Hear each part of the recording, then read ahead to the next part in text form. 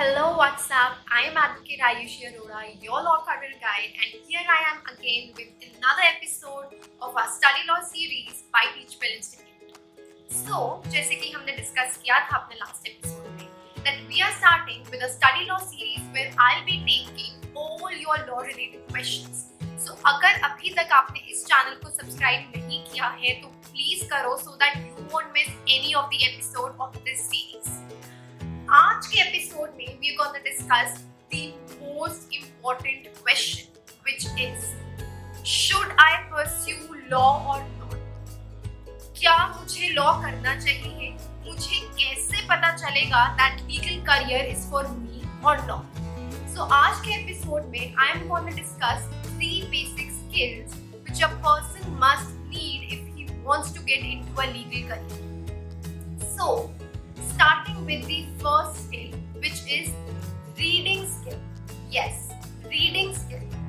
अगर आप कोई ऐसे बंदे हो who likes reading or at least like reading, then this field is for you. Because law के field में you have to read a lot. And trust me, there is no substitute to it. अगर आप even 3-year course ले रहे हो या 5-year course ले रहे हो, there are variety of books, legal books जो हमें पढ़नी पड़ती है, and there are sections and case laws, judgments. तो आप अगर ये सोच रहे हो कि मेरे को रीडिंग में सब्स्टिट्यूट हो जाएगा कुछ, तो please I am sorry to inform you, ऐसा बिल्कुल नहीं होता है. लेकिन आई एम नॉट सेइंग कि रट्टा मारना पड़ता है, नहीं, बिल्कुल रट्टा नहीं मारना होता. I don't know, people have this misconception. Because अगर हम एक लॉयर के चेम्बर में जब जाते हैं, वी यूजुअली सी कि उनके ऐसे पीछे एक बड़ी सी ऐसे लाइब्रेरी टाइप्स बनी होती है जिसमें बहुत सारी बुक्स होती हैं. अगर आप ये सोच रहे हो कि वो एक लॉयर रट्टा मार के उस बुक्स को बैठा हुआ है, तो वो आप बिल्कुल गलत सोच रहे हो. ऐसा बिल्कुल नहीं होता. वो रेफरेंस बुक्स होती है जिसको एक लॉयर यूज करता है अपने केस के टाइम पे उसको रेफर करने के लिए. इवन अ जज, अगर आप एक जज बनना चाहते हैं, जुडिशरी में जाना चाहते हैं, तब भी जज भी उन बुक्स को रेफर करता है. सो ये है that you have to read a lot. बहुत रीडिंग्स होती हैं, केस लॉज पढ़ोगे, जजमेंट्स पढ़ोगे, and trust me, it's not boring at all. It's not boring. Because आप एक स्टोरी की तरह आप केस लॉज पढ़ रहे हो कि क्या हुआ था उस केस में, जज ने क्या बोला, क्या लॉ अप्लाई हुआ. See, you have to read a lot. But if you are a person जिसको रीडिंग बहुत बोरिंग लगती है और जिसको ये लगता है दैट यू नो भाई कुछ भी करा दो मुझसे, बस रीड मत करो, then you must think twice before entering into this legal field. Because भाई रीड तो बहुत करना पड़ता है, बहुत. Okay, now coming to our second skill, which is communication skills. Obviously, if you are a lawyer or if you are a judge, आप अपने case लड़ोगे तो you should be good with your speaking as well as in your writing skills as well, because हम case briefs बनाते हैं. Okay, now the second skill that a person must have who wants to get into a legal field is a good communication skills. Like obviously अगर आप एक lawyer बनने वाले हो, आप अपने क्लाइंट को कोर्ट में रिप्रेजेंट करोगे एक जज के सामने, और आप आपकी कम्युनिकेशन स्किल्स ही स्ट्रॉन्ग नहीं है, आप उसको केस को ही अपने इजीली और अच्छे से कम्युनिकेट नहीं कर पा रहे हैं जज को, तो कोई फायदा नहीं है, right? So if you are a person who is good in debating, जिसको डिबेट करना अच्छा लगता है, can make good arguments, then obviously this field is.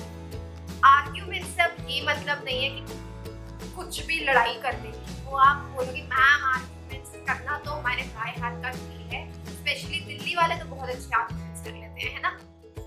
So arguments से मेरा मतलब है that if you are able to you know give a good logical और अ साउंड आर्ग्यूमेंट. अब फॉर एग्जाम्पल मैंने आपसे पूछा कि आप मुझे बताओ आपका क्या लगता है कौन सा बेस्ट एक्टर है बॉलीवुड में इस टाइम, और जी आपने मुझे आंसर दिया शाहरुख खान. अब मैं पूछूं क्यों भाई, आप कैसे बोल सकते हो कि शाहरुख खान बेस्ट एक्टर है, और आप अरे मैम किंग खान है वो, आप क्या बोल रहे हो? तो this is not a logical और अ साउंड आर्गुमेंट, राइट? आप कुछ एक लॉजिक नहीं लगा रहे हैं एक बोलने में कि भाई आपने क्यों वो आंसर को बोला है कि ऐसा है, right? So it is very important कि आप अगर डिबेट कर रहे हैं या आप कोई अपना पॉइंट रख रहे हैं तो उसमें logic, right? Now coming to the third and the last skill which we'll be discussing today is if you are a people's person, right? A people's person क्या होता है?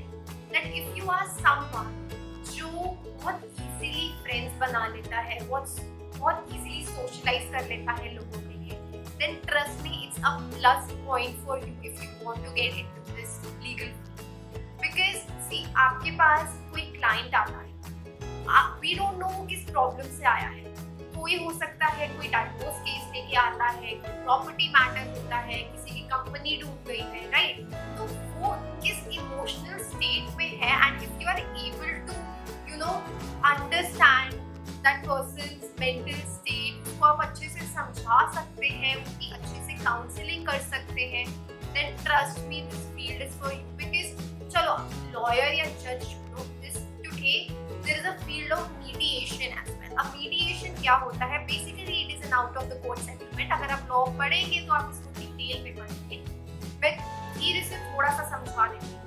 So mediation basically is kind of an out of court settlement where एक mediator होता है, एक बीच में क्या बोलते हैं सुलह कराने वाला समझ लीजिए कि वो बैठता है, दो पार्टीज होती है and that mediator tries कि वो पार्टी सेटल कर ले अपना मैटर और वो पार्टी कोर्ट में तक जाए ही ना, कोर्ट जाने से पहले ही वो मैटर सेटल हो जाए, राइट? तो if you think you are good at it, like आजकल तो यार आपके फ्रेंड्स आते हैं आपके पास, यार भाई मेरा ब्रेकअप हो गया है, वो लड़की मुझसे बात नहीं कर रही है, मैं क्या करूँ? इफ यू थिंक ऐसा, इतना डीप में मत चले जाना, if you think that you are good at counseling, आपको लगता है कि आप उसके इमोशनल, आप किसी दूसरे लोग की इमोशनल स्टेट को अच्छे से समझ सकते हैं, उनके साथ if you are like you know if you are friendly with other people, then I guess this could be a plus point for you अगर आपको इस फील्ड में घुसना है। अब हमने ये 3 स्किल्स डिस्कस करी हैं that is required और हम बोल सकते हैं जरूरी है अगर आपने लीगल प्रोफेशन में जाना है। बट क्या होता है ना दैट हमें पता होता है हमारे अंदर क्या क्या स्किल्स हैं या नहीं, but still we need a kind of direction, है ना? यहाँ पे रोल आता है एक career counsellor. Okay, why I am telling you this, please इसको एज अ प्रमोशन या वो करके मत लीजिएगा। मैं इसलिए कह रही हूँ बिकॉज पर्सनल एक्सपीरियंस मेरा काफी बुरा रहा। 10th क्लास में मैंने कोई करियर काउंसलिंग, 10th में क्या होता है ना, कभी कभी अच्छे मार्क्स आ जाते हैं, देन यू लाइक चलो हम तो साइंस ले लेंगे, हम ये कर लेंगे। सो आई टुक साइंस बिकॉज मेरे 10th में बहुत अच्छे मार्क्स आ गए। बट मेरे 12th के बोर्ड एग्जाम्स के टाइम पे मुझे रियलाइज हुआ कि जी साइंस तो मैं नहीं कर सकती, मुझे साइंस करनी ही नहीं है।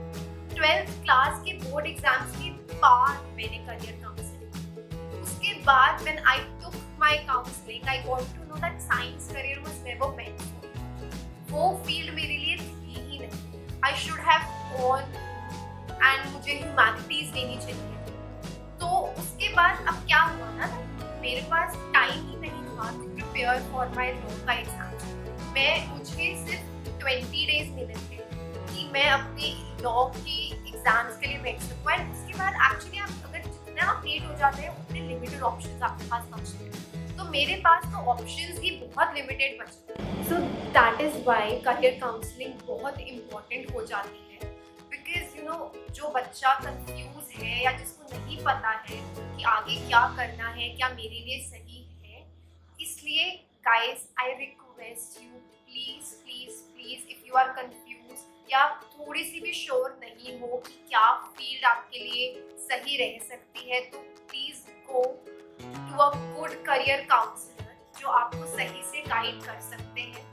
वो कोई करियर काउंसलर जनरली आपको गाइड करते हैं, कोई साइकोमेट्रिक टेस्ट देते हैं। साइकोमेट्रिक टेस्ट क्या होता है? Basically there are a set of questions. एक टेस्ट में जो जनरल क्वेश्चंस होते हैं सिचुएशन बेस्ड होते हैं, जो बेसिकली पूछते हैं अगर ऐसा हुआ तो आपका रिएक्शन क्या होगा, जिससे काउंसलर जज कर सकता है कि आपका किस फील्ड में इंटरेस्ट है, राइट? आपका नेचर क्या है, आपके नेचर से वो स्टडी करके वो बताता है कि आपका किस फील्ड में आप जो आपके लिए बेस्ट रहेगा। So guys, if you want to go to a good career counselor, in the description box I'll be mentioning the name. Mr. Ish Kera, he's one of the best career counselors and मैंने खुद अपनी counseling उनसे ले रखी है। So trust me, he's one of the best career counselors and आप please जाएं, अगर आप confused हैं तो please go and book your appointment right now so that आपको future में कोई So this is the end of today's episode. I hope आपको आज का एपिसोड अच्छा लगा होगा, आपने सीखा होगा। And if you have any doubts या कोई भी क्वेश्चन है आप कमेंट्स में लिख सकते हैं so that नेक्स्ट एपिसोड में उस चीज को कवर कर सकते हैं। So तब तक के लिए goodbye, take care, all the best, see you next time.